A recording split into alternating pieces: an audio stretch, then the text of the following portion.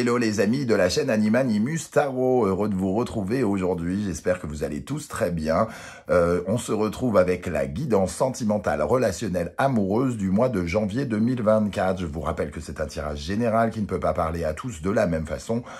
Donc vous prenez uniquement les messages qui vibrent avec vos énergies, qui vous parlent. Vous prenez que ces messages-là. Et si évidemment ça ne vous parle pas, on fait pas de forcing. On va voir éventuellement la vidéo de son signe ascendant, de ses signes vénusiens et lunaires, si vous les connaissez, afin d'avoir de plus amples détails et pourquoi pas recevoir un autre message. Je vous rappelle que dans la barre d'infos, vous trouverez mon adresse email si vous désirez des renseignements pour les tirages personnalisés. Vous trouverez également différents liens qui vous mèneront vers les guidances que j'ai effectuées pour votre signe. Et vous êtes gâtés puisque je vous propose les bonnes surprises qui vous attendent pendant le premier semestre 2024, les bonnes surprises qui vous attendent au mois de janvier 2024, la guidance générale du premier semestre 2024, la guidance générale du mois de janvier 2024. Voilà, il y a de quoi faire pour vous ce mois-ci, de quoi passer un petit peu de temps en ma compagnie sur la chaîne. On se retrouve dans quelques instants avec votre signe. À tout de suite. Hello, hello les amis Gémeaux, ascendant Gémeaux, signe lunaire et vénusien en Gémeaux. Bienvenue pour cette guidance sentimentale, relationnelle, amoureuse du mois de janvier 2024. Alors ce sont des énergies qui peuvent parler à certains Gémeaux dès à présent et parler à d'autres un peu plus tard pendant le mois de janvier. N'hésitez pas à revenir sur ce tirage si toutefois il ne vous parle pas. D'ailleurs, il est possible qu'il ne vous parle pas parce que c'est un tirage général. Donc vous prenez uniquement les énergies qui vibrent avec ce que vous vivez et vous n'hésitez pas à aller regarder la vidéo de votre signe ascendant qui représente votre comportement et vos signes vénusiens et lunaires qui parlent de votre façon d'aimer et de vos émotions. Ça pourra vous donner d'autres indications. On y va avec l'énergie principale. N'oubliez pas d'ailleurs que vous avez des vidéos que j'ai postées récemment 2024 qui vous donnent les énergies de l'année prochaine, des 6 premiers mois notamment, pour en savoir peut-être un peu plus sur votre vie sentimentale. On y va, le diable, une belle énergie de puissance ici. Le diable, c'est un peu l'envie d'en croquer, l'envie d'en croquer dans un sentiment, dans un tirage sentimental. Vous voyez ce que je veux dire. En tout cas, voilà la loi de l'attraction, j'ai envie de dire, mais l'attraction animal, le charme, la séduction, je t'attrape dans mes filets. On est plutôt dans ce genre d'atmosphère. C'est un peu la loi des hormones, pratiquement. Le diable, ça représente l'instinct animal, l'instinct sexuel, l'instinct vital premier. Donc on parle vraiment de cette séduction du genre vraiment tombe sous mon pouvoir, entre guillemets. C'est vraiment cette notion que le diable veut exprimer. Alors, le diable, c'est le côté séducteur, c'est le côté commerçant, c'est le côté peut-être un peu manipulateur aussi. Il peut y avoir aussi cet instinct de rouler des mécaniques pour essayer d'attirer. Je remets la caméra un peu en place parce qu'elle est en train de se casser la goule. Voilà, donc le diable, ça va être votre énergie en janvier. Vous allez avoir envie de draguer, entre guillemets. Quand je dis draguer, c'est pas forcément dans le sens... c'est comme on est dans un tirage relationnel, vous comprenez ce que je veux dire par draguer, séduire, aller choper les personnes, leur montrer de quoi vous êtes capable, leur montrer tous vos atouts, si on peut dire. Aussi, ce genre de choses pour un tirage sentimental. Ok, donc le diable, c'est quand même l'envie d'aller au contact, et on voit ici avec l'amoureux inversé que on n'est pas dans, justement, peut-être pas dans l'amour, on est peut-être en train de faire des choses qui nous demandent d'être dans la discussion, dans la rencontre, et ici, on a quand même peut-être autre chose en tête, entre guillemets, pour l'instant. On est vraiment dans ce côté premium de l'homme, l'homme animal qui a besoin de se trouver quelqu'un, entre guillemets. Ok, donc on va regarder ici quel sera votre principal défi pendant le mois de janvier dans le domaine sentimental. Nous avons ici l'énergie du 10 d'épée et l'énergie du 2 de bâton. Très jolie carte hein, ici, avec le tarot mystique. 10 d'épée, votre défi ici, c'est de bannir un peu les idées négatives hein, qui pourraient rester dans votre tête. C'est de réfléchir, puisqu'on voit cette femme avec des pics dans sa tête quasiment, qu'on essaye de lui mettre.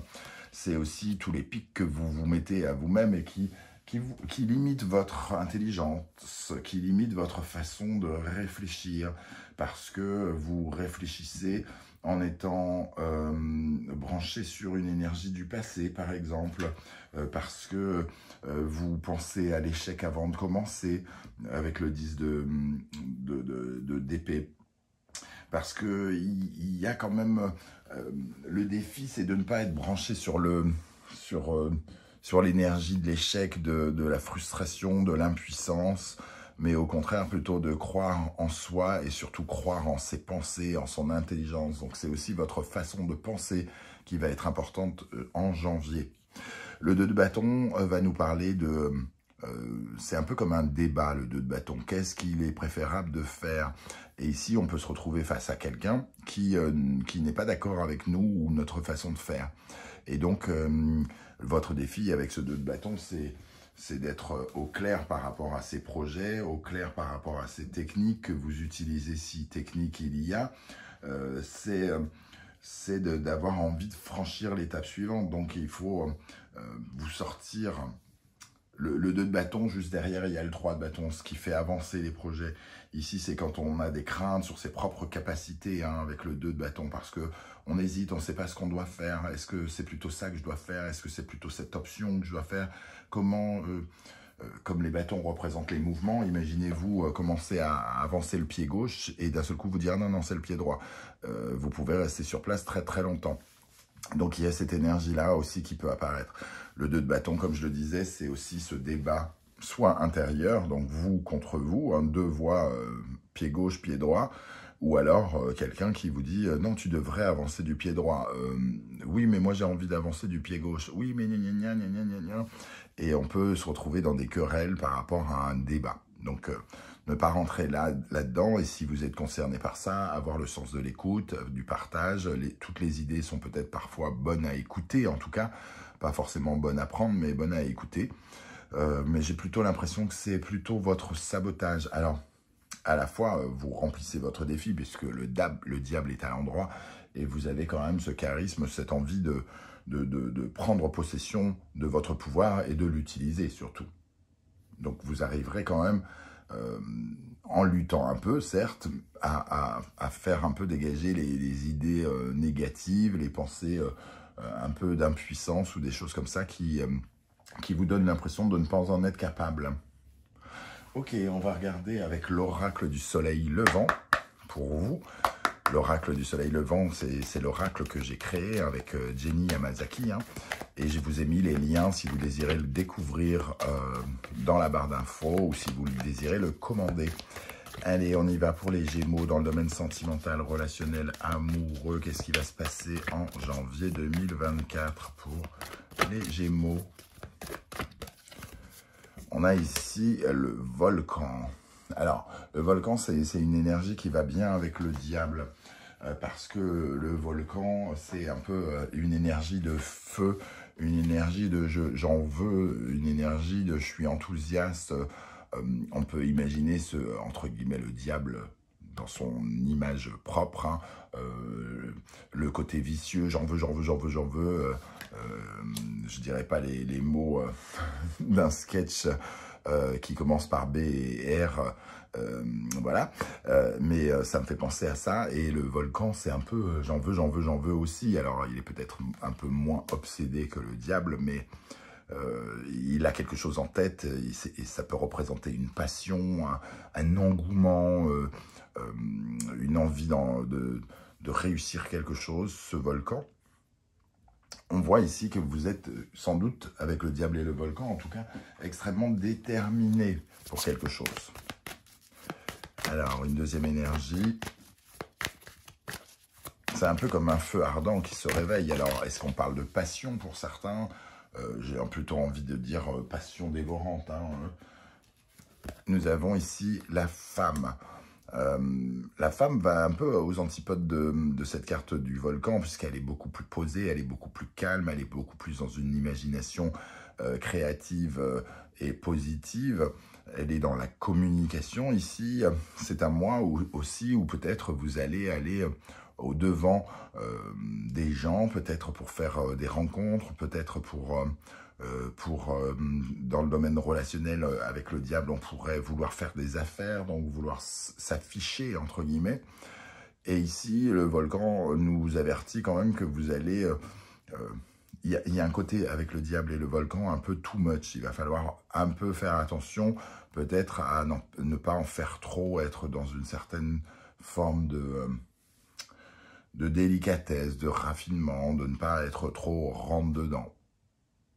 Là, j'ai vraiment l'image d'un dragueur forcené, limite masculinité toxique, qui veut absolument, qui veut par tous les moyens avoir quelque chose, quoi.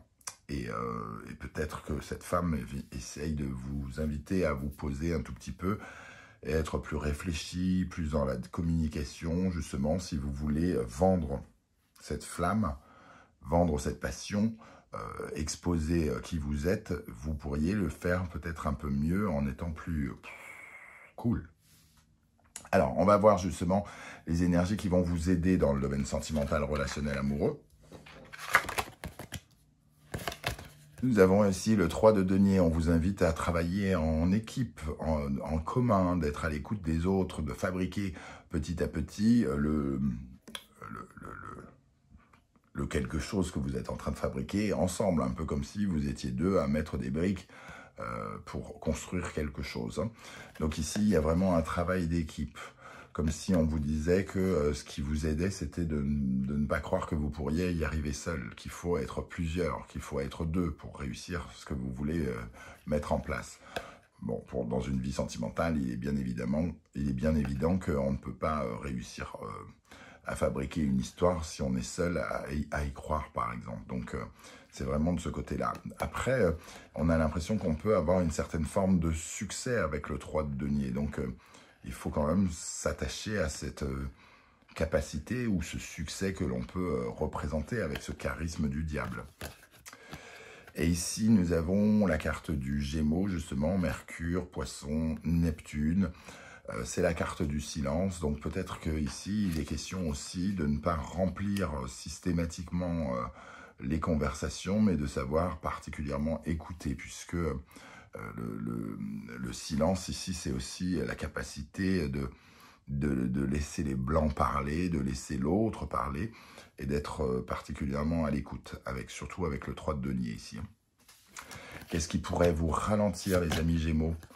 Cavalier de bâton, bon. Ça va un peu dans le sens de ce que je pensais, le diable et le volcan ici, on a cette énergie extrêmement enthousiaste, on est en quête de passion, on est en quête de nouvelles aventures, on est dans le feu ici, on agit comme un feu follet, j'ai envie de dire, donc on agit peut-être un peu dans la précipitation, avec une énergie telle que celle-ci dans le négatif qui vous ralentit. Il faut quand même y aller avec une certaine réserve, ce que vous dit un peu la femme ici, hein, déjà. Vous avez Cancer, Lune, Gémeaux et Mercure. On voit ici que il y a un côté consolant. Alors, j'ai l'impression qu'on nous dit qu'il faut sortir d'une zone de confort où on ne prend pas de risques, où on n'est pas... un peu comme si cette carte nous disait qu'on était dans les jupons de notre mère et qu'on y trouvait une certaine forme de réconfort.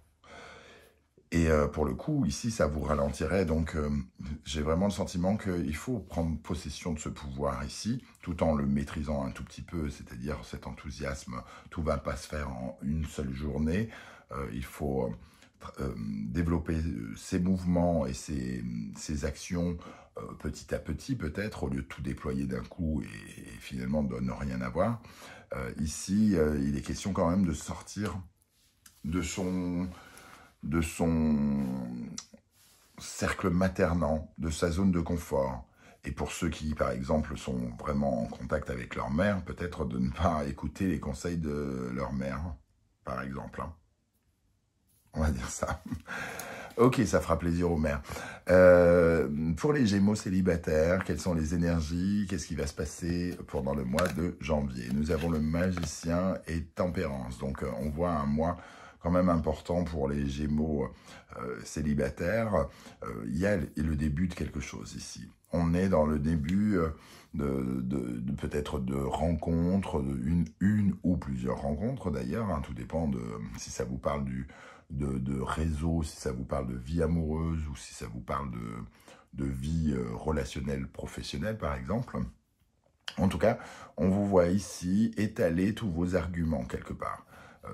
Ici, le magicien, il a des formules magiques, il essaye d'utiliser sa coupe, ses mots, son amour, sa gestuelle, entre guillemets, pour séduire quelqu'un ici, pour trouver, c'est un peu comme pour négocier, c'est un peu comme si vous essayiez de vous plier à des personnes qui seraient en face de vous, à vous, comment dire, à vous adapter. Là, il y a la notion d'adaptation. On essaye de s'adapter et on voit qu'il y a une rencontre ou plusieurs rencontres pour lesquelles on essaye de faire des efforts pour se plier à l'eau du vase, entre guillemets. Donc on est ici dans je mets de l'eau dans mon vin, j'essaye de séduire cette personne avec les arguments qui pourront la séduire, et j'essaye d'éviter par exemple ceux qui pourraient la faire fuir. On a ce sentiment quand même qu'on parle vraiment de la séduction, mais qui va un peu dans le sens, entre guillemets, commercial du terme, un peu comme si on était prêt à séduire, mais aussi un peu à manipuler, puisqu'on ne dit pas tout, on essaye de se plier à la personne qui est en face. Alors, on va rajouter une énergie ici sur le Magicien et Tempérance pour les Gémeaux célibataires. Le 10 de bâton, il y a quand même beaucoup d'efforts ici, on porte peut-être beaucoup d'espoir sur cette personne avec ce 10 de bâton, de déposer un fardeau que l'on porte sur son dos, comme si on avait beaucoup d'espoir, beaucoup de projets qui reposaient sur notre dos et qui passent au travers de ces deux personnes. C'est quelque chose, c'est une relation, une rencontre qui peut nous permettre de passer un cap. De passer un cap et de nous remplir de joie, en tout cas. Je ne sais pas comment vous allez le ressentir, mais voilà. Pour les Gémeaux qui sont en couple ou qui croient l'être, on va dire ça comme ça, le 7 de bâton et la princesse d'épée. Alors, ici, le 7 de bâton va nous parler de défendre ses valeurs et de détermination, hein, donc de continuer à avancer avec beaucoup de détermination pour défendre ses valeurs, ses principes, ses projets. On protège ses projets par rapport à quelque chose de nouveau ici, un nouveau point de vue. Alors peut-être qu'on a une nouvelle idée et qu'on essaie de développer une nouvelle idée, qu'on est déterminé à faire changer d'avis l'autre aussi, hein, parce que la princesse d'épée qui correspond au valet d'épée dans le tarot traditionnel, on voit ici qu'on peut avoir envie de convaincre, puisqu'on est avec le diable aussi, hein, convaincre l'autre de quelque chose de nouveau. Convaincre ou de se convaincre soi, de parler, puisque ici la princesse d'épée nous relie avec le début soit d'une nouvelle idée, soit d'un début de communication. Donc il y a quelque chose qu'on essaye de défendre ici. Alors, qu'est-ce qu'on a avec le 7 de bâton et la princesse d'épée? Pour les Gémeaux, casé le 6 d'épée. Alors, j'ai l'impression que vous essayez justement ici, avec le fou, soit de commencer une nouvelle aventure, soit de vous éloigner de quelque chose.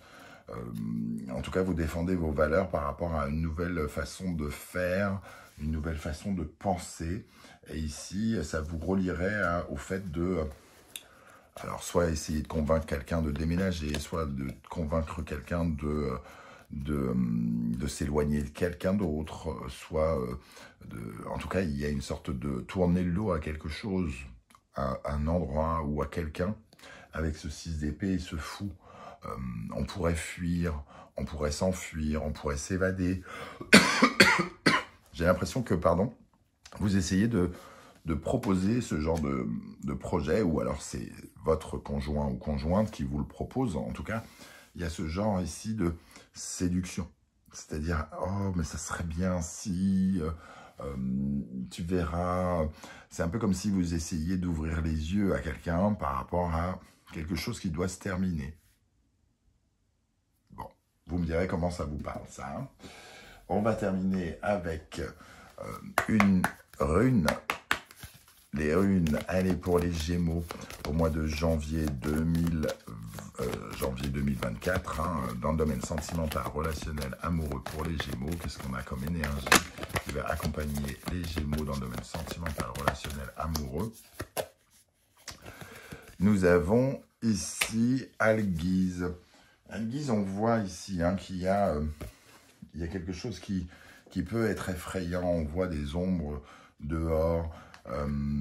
Dans cette tente, on essaye de se protéger quelque part. On sent quand même que on cherche une façon de se protéger, ou alors de prendre de l'élan, parce que Alguise, le sens c'est un bouclier, donc c'est ce qui nous protège hein, quelque part, c'est d'avoir des défenses. Et ici, il y a quelque chose qui nous pousse à suivre notre instinct, mais il faut un peu se protéger, ou on a encore tendance à se protéger un petit peu. On a tout ce qu'il faut pour nous développer avec Alguise, mais il faut combattre certaines peurs ici, qui nous empêchent d'avancer. Ces peurs, c'est peut-être la façon de penser ici, un peu négative, qui est rattaché à quelque chose du passé, un sentiment de trahison, un sentiment d'avoir été bafoué, mal écouté, mal jugé, peut-être. En tout cas, elle nous parle des forces protectrices, de tout ce que vous mettez en place pour essayer de vous défendre. De défendre vos intérêts, de défendre vos valeurs, de défendre vos valeurs. Défendre vos projets, j'ai l'impression aussi. Hein. On voit en tout cas une énergie où, à la fois, il vous faut gérer votre défense et savoir aussi la baisser peut-être de temps en temps. C'est la question, c'est-à-dire que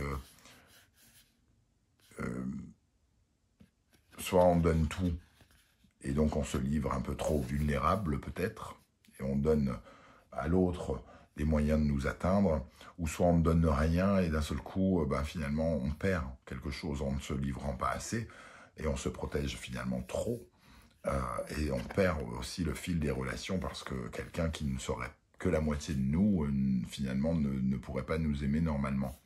Donc, il y a une gestion ici de votre façon de vous protéger qui peut être importante. Voilà les amis Gémeaux, comment me parle ce tirage, je ne sais pas du tout comment ça va vous parler, j'espère qu'en tout cas ça vibrera. J'espère que vous serez nombreux également à venir commenter juste en dessous. Hein. Et si vous ne voulez pas étaler votre vie sur YouTube, vous mettez juste un coucou, un émoticône de votre choix, histoire de dire « Je ne suis pas virtuel, j'existe, je respire » et j'aurai plaisir à vous saluer. Je tenais en tout cas à vous remercier pour vos likes, vos partages, vos demandes d'abonnement et vos commentaires tout au long de cette année 2023 qui sont venus enrichir cette chaîne. Alors quand je dis enrichir, c'est pas financier, hein. On est bien d'accord. Ok, et donc je tenais à vous souhaiter à tous et à toutes une très très belle fin d'année 2023 et de très belles fêtes. On se retrouve vite avec une dernière guidance 2023, c'est-à-dire c'est quand même pour le mois de janvier, mais je vais la faire en décembre. C'est la guidance professionnelle et vie quotidienne, et après nous passerons en 2024. Je vous remercie de m'avoir écouté. Prenez bien soin de vous, les amis Gémeaux. Merci d'être là. Ciao, ciao.